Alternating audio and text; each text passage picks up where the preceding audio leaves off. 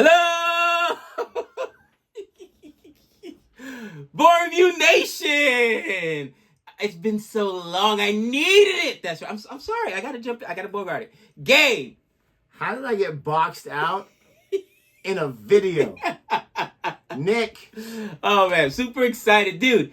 That George Carlin joint was hilarious last time. And Savannah was like, this old dude's funny. She didn't know who he was. I wonder how many people in our audience, the younger generation, have no idea who George Carlin is. I first just knew him from Bill and Ted's. I had no idea he would have been an established comedian. You know, I'm a kid when I'm watching that movie or whatever. Right. But he's hilarious.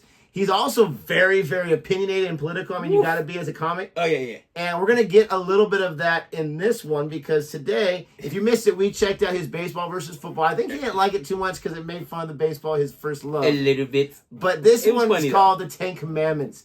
And I can only imagine what he's going to talk about. We're both religious people, but we also know what comedy is, so we're going to leave our sensitivities at the door. As a kid, though, let me ask you a question. When you remember going to church and hearing the Ten Commandments, and then, you know, they start going through, like, thou shalt not kill. We already know that. What do you mean, thou shalt not kill? We know that. Easy. I wish that was it. I wish it was just the Ten Commandments. Hey, wait. It's not mentioned here. Let's go do that thing with our friends. It's not explicitly said. I would carry it around like in a laminate in my pocket. Wait. Eat my brother's the rest of his food. Not on there. Honor mother and father. I'm good. Not on there. So we're going to check out what George Carlin has to say. He's a comic, old school, passed away not too long ago. Rest in peace. If you like our reaction anyway, please don't forget to like and subscribe. And let's check it out.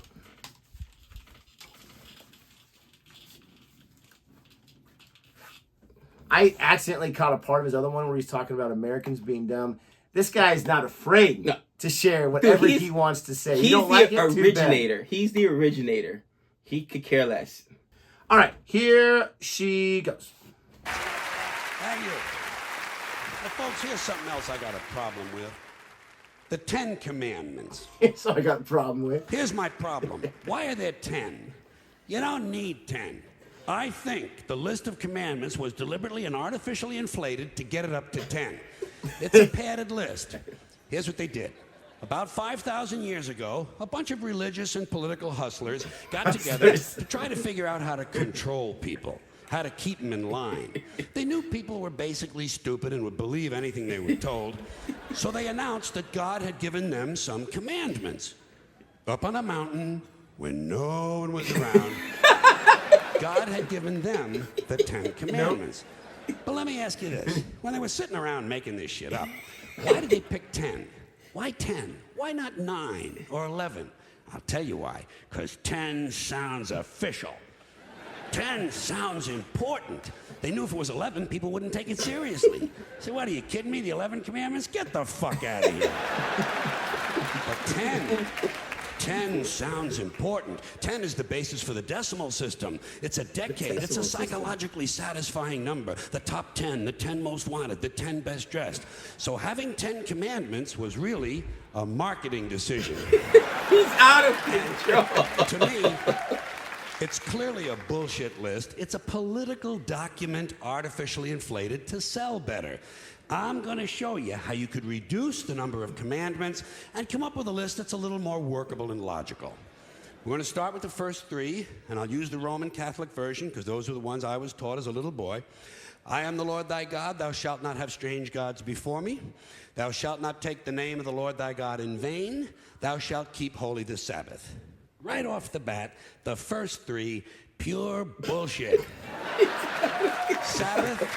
Sabbath day, Lord's name, strange gods. Spooky language. Spooky language. Designed to scare and control primitive people. In no way does superstitious nonsense like this apply to the lives of intelligent, civilized humans in the 21st century. You throw out the first 3 commandments, you're down to 7. Just throw them out. Next, honor thy father and mother. Obedience, respect for authority. Just another name for controlling people. The truth is, obedience and respect should not be automatic. They should be earned. They should be based on the parent's performance. Parents' performance. Oh my gosh. Oh man. Some parents deserve respect. Oh, sorry about that. Most of them don't. Period. I would say 6. most, but Yeah. we know some Now, parents that just don't. I would hope. something religion is very uncomfortable with. We're going to jump around the list a little bit. Thou shalt not steal. Thou shalt not bear false witness. Stealing and lying. Well, actually, these two both prohibit the same kind of behavior. Dishonesty, stealing, and lying. So you don't need two of them. Instead, you combine them and you call it thou shalt not be dishonest. And suddenly, you're down to 5. And as long as we're combining, I have 2 others that belong together. Thou shalt not commit adultery. Thou shalt not covet thy neighbor's wife. Once again, these 2 prohibit the same kind of behavior. In this case, marital infidelity. The difference is coveting takes place in the mind. And I don't think you should outlaw fantasizing about someone else's wife. Otherwise, what's a guy going to think about when he's waxing his carrot? You can hear the audience's marital laughter so fidelity loud. is a good idea, so we're going to keep the idea and call this one, thou shalt not be unfaithful. And suddenly, we're down to 4. But when you think about it, honesty and fidelity are really part of the same overall value. So in truth, you could combine the 2 honesty commandments with the 2 fidelity commandments and give them simpler language, positive language instead of negative, and call the whole thing, thou shalt always be honest and faithful. And we're down to 3. Thou shalt, they're going away fast. Thou shalt not covet thy neighbor's goods. This one is just plain fucking stupid. Coveting your neighbor's goods is what keeps the economy going. All right?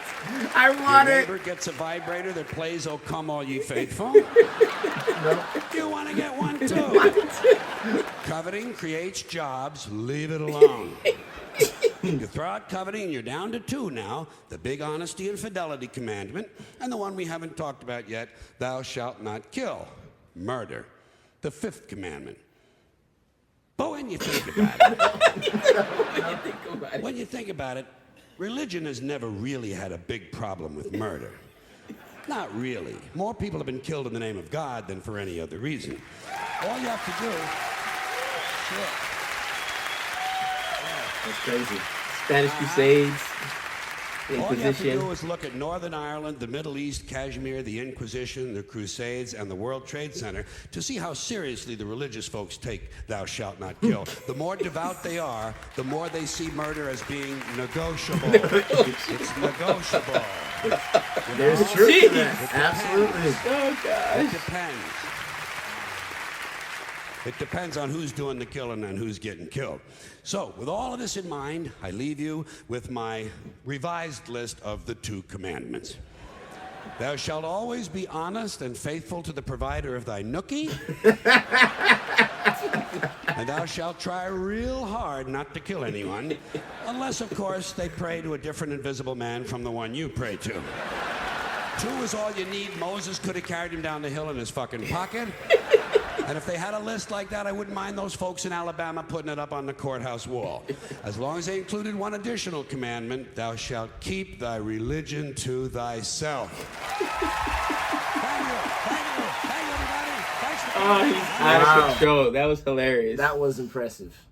Oh, man.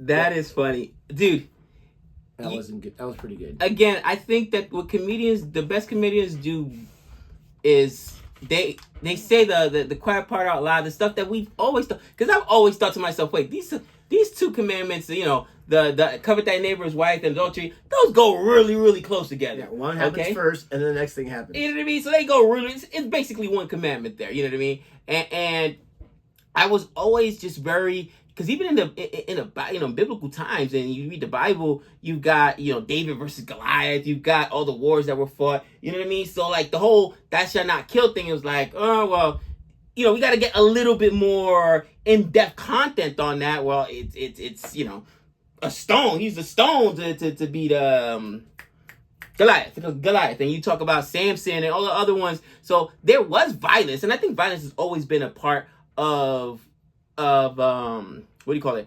Of just society in general. I think it was more of a not kill a defenseless person. You know what I mean? There's got to be like a purpose behind it, because if it was just like flat out, again, it's negotiable to this point. Because if it was like flat out, thou shalt not kill, well, that also means we don't defend each other. And I remember, what's that movie, Hacksaw's Ridge or whatnot, where there's a lot of people who have actually gotten out of going to war because they're conscientious objectors, and they refuse to go to war because it's against their religion. But then I've always thought to myself, but like, dude, like if you go back even in biblical times, like they had armies, you know what I'm saying? They had armies and that would fight. So it was always a thing I thought about as a kid. But again, dude, I enjoyed this video. He's super funny. He's got the biggest set ever. You know what I mean? Like, I don't care. I'll talk about anything. I know I'm going to offend tons of people, but the reality is whenever you have an opinion about anything, you're going to offend somebody. Well, you got to remember, too, not that he died forever ago, but his prime, all that kind of stuff, was in an age where social media wasn't really as big as it is now. Right. Not to say it gives him a pass or he wouldn't have the same set of cojones to say the things he did, but at that time, it's like, oh, well, you're offended, too bad, so sad. Right. As far as the murder thing, it's very interesting, because even if you're like, the one that's approved is if you're in wartime. Right. Like, you get drafted, you're in the military, you have to do what you got to do. Right. But think about how many people come back from combat, PTSD, right.